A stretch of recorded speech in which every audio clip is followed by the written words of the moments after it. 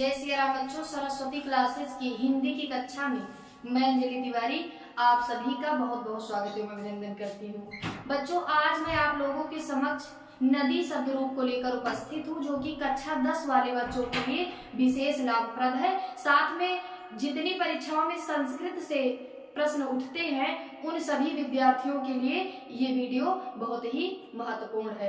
तो आज की इस वीडियो में बच्चों हम और आप नदी शब्द रूप, जो कि ईकारांत स्त्रीलिंग है, के रूपों को हम लोग जानेंगे। इसमें कि सातों विभक्तियों में उनके रूप किस तरह से चलेंगे और किस किस तरह से प्रश्न आपके एग्जाम में पूछा जाने वाला है, और इसे भी हम इस वीडियो में हम और आप जानेंगे। तो आइए अविलंब हम अपने नदी शब्द रूप की ओर चलते हैं। बच्चों, आज का जो हमारा टॉपिक है वो है नदी शब्द रूप, और ये ईकारांत स्त्रीलिंग है। कौन सा लिंग है बच्चों? ये ईकारांत है।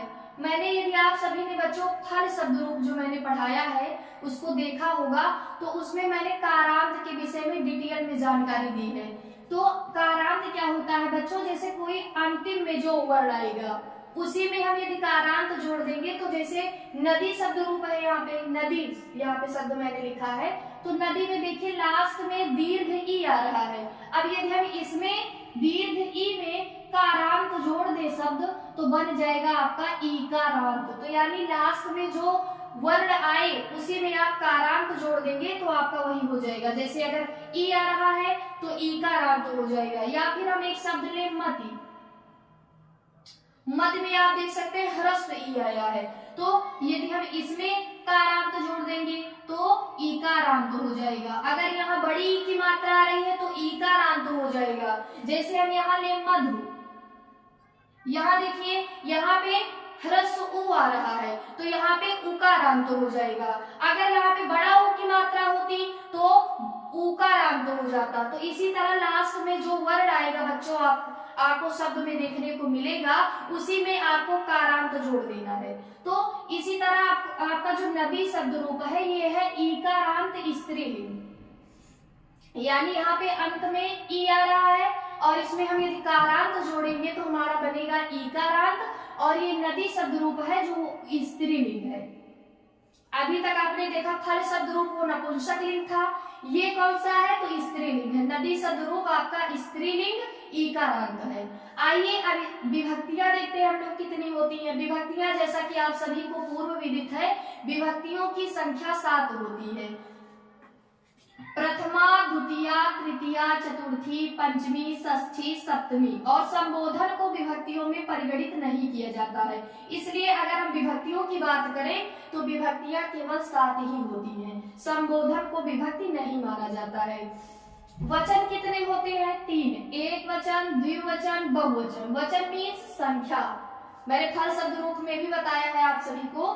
वचन मीन्स क्या होता है? संख्या। अगर किसी वस्तु या व्यक्ति की संख्या 1 है तो वो हो जाएगा आपका एक वचन, 2 है तो द्विवचन, और अगर 2 से अधिक हुआ तो वो आपका आएगा बहुवचन में। तो इस तरह से बच्चों आपने अभी देखा कि संस्कृत में 3 वचन होते हैं और 7 विभक्तियां होती हैं और एक संबोधन होता है। अब नदी शब्द रूप को हमें देखना है कि ये 7 विभक्तियों और 3 वचनों में कैसे चलता है और कैसे आप आसानी से इसे पहचान पाएंगे। तो आइए पहले हम लिख लेते हैं इसको, तत्पश्चात हम उसको पढ़ेंगे। तो पहले इसका रूप चलता है बच्चों नदी,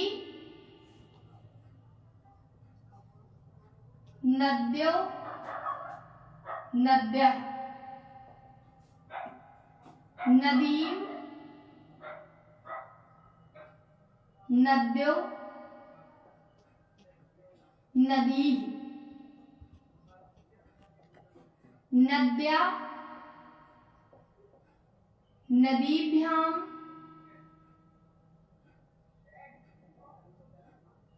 नदीभि, नदीभि, नद्यै, नदीभ्याम,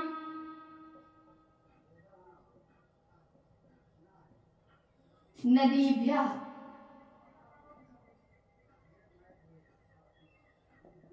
नद्याः, नदीभ्याम, नदीभ्याम, नदीभ्यः नदीभ्यः नद्याः नद्योः नद्याः नद्योः नदीनां नद्यां नद्योः नदीषु हे नदी हे नदी हे नद्यों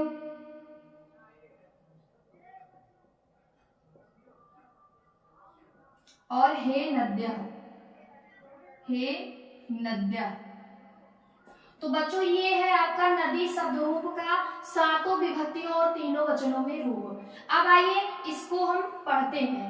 पहले देखिए बच्चों, पहले आप एक एक वचन का पढ़ेंगे, फिर उसके बाद आपको द्विवचन का पढ़ना है, तत्पश्चात आपको बहुवचन का रूप पढ़ना है। पहले देखिए एक एक शब्द हम क्लियर करेंगे। यदि आपको इस पर देखने में परेशानी हो रही हो तो आप अपनी पाठ्य पुस्तक में नदी शब्द रूप को खोलकर अपने सम्मुख रख लें और एक एक शब्द को देखते चले, कैसे याद करना है आसानी से आपको।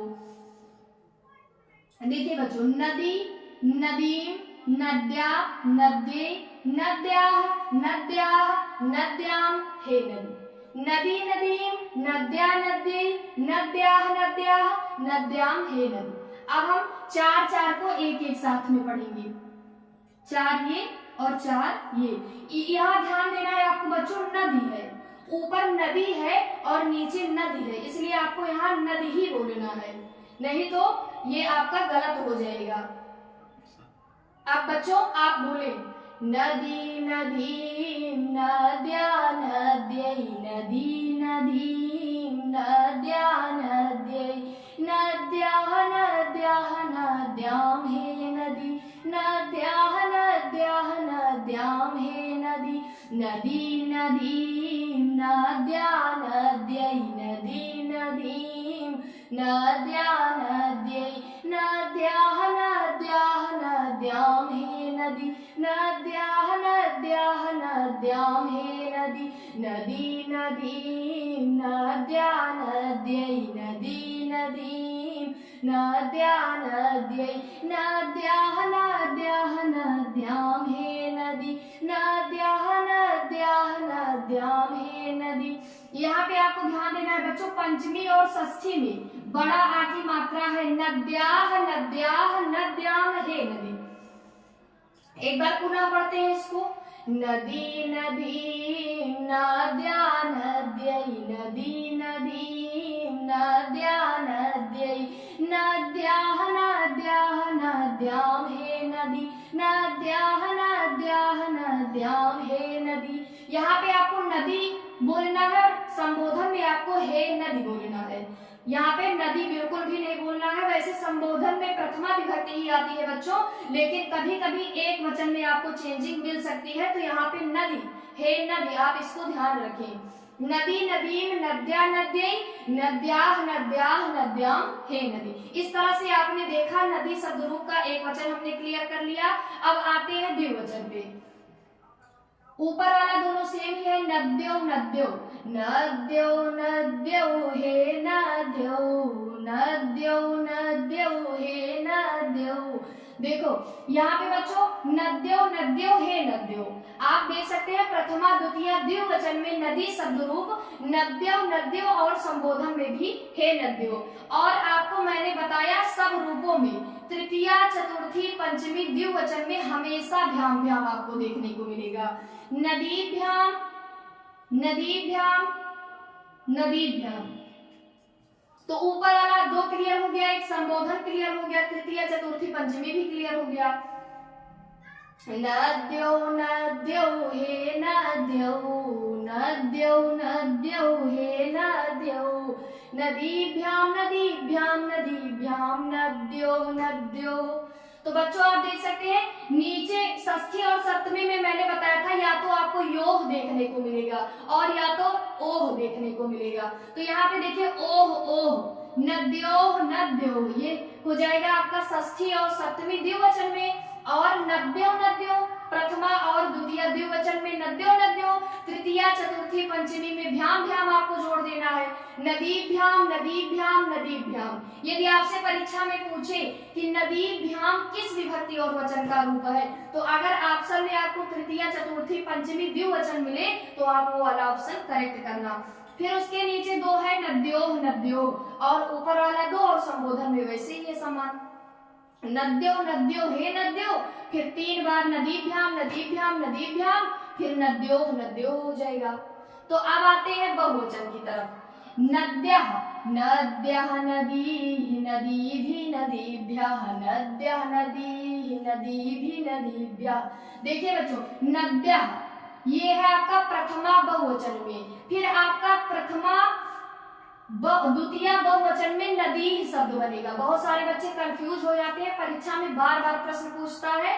अगर आपको नदी मिले तो आप प्रथमा एक वचन लगाएं, अगर नदी मिल रहा है तो हमेशा द्वितीय विभक्ति बहुवचन का रूप है, यानी प्रथमा में बहुवचन में नद्यः बनेगा, द्वितीय बहुवचन में नदी बनेगा, और अगर भी और ऐ करके मिले आपको तो वहां हमेशा तृतीय विभक्ति बहुवचन होता है।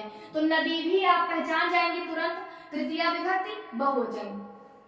नदीभ्यः नदीभ्यः चतुर्थी पंचमी भ्यः भ्यः, यानी नदीभ्यः नदीभ्यः हो जाएगा, चतुर्थी और पंचमी सब में भ्यः भ्यः, बालकेभ्यः बालकेभ्यः, तृतीय चतुर्थी चतुर्थी और पंचमी भ्यः भ्यः। फिर षष्ठी बहुवचन में बनेगा नदी नाम, राम या नाम करके षष्ठी बहुवचन में आपको मिलेगा, एस या ईसु करके आपको सप्तमी बहुवचन में मिलेगा, जैसे आप देख सकते हैं नदीसु। और संबोधन में प्रथमा विभक्ति आती ही है, तो इसलिए नद्यः ऊपर है नद्यः नीचे है, कोई दिक्कत नहीं है। यानी नद्यः नदी नदीभिः नदीभ्यः नदीभ्यः नदीनाम नदीसु हे नद्यः, यानी नदी नाम षष्ठी बहुवचन, नदीसु सप्तमी बहुवचन, और नदीभ्यः नदीभ्यः चतुर्थी पंचमी भ्यः भ्यः, यानी नदीभ्यः नदीभ्यः अगर पूछेगा तो चतुर्थी विभक्ति बहुवचन, और नदी भी तृतीय विभक्ति बहुवचन। नदी अभी मैंने बताया कि द्वितीय विभक्ति बहुवचन में नदी ही बनता है, और प्रथमा विभक्ति एक वचन में नदी बनता है। फिर नद्यः बहुवचन में आपका प्रथमा एक वचन में बन जाएगा नद्यः। तो इस तरह से आप याद कर सकते हैं बच्चों नदी शब्द रूप आसानी से। एक बार एक एक वचन पढ़ देते हैं फिर से, नदी नदी नद्या नद्यै नदी नदी नद्या नद्यै नद्याः नद्याः नद्याम हे नदी।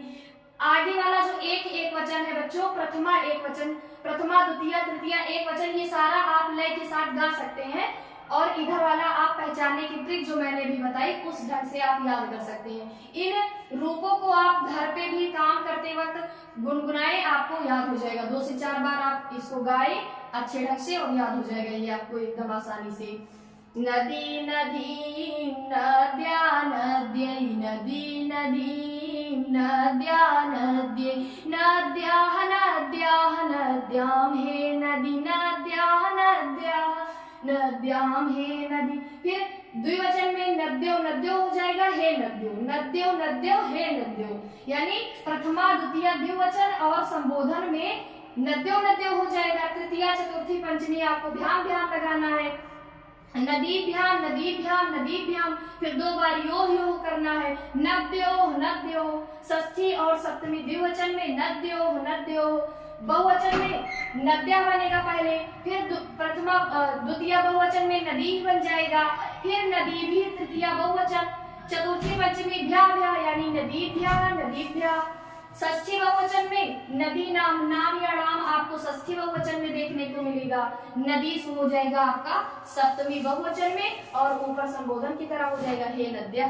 तो बच्चों ये था आपका नदी शब्द रूप ईकारांत स्त्रीलिंग। कल हम पुनः दूसरे शब्द रूप के साथ आप लोगों के सम्मुख उपस्थित होंगे। तब तक के लिए जय श्री राम, जय जय श्री राम।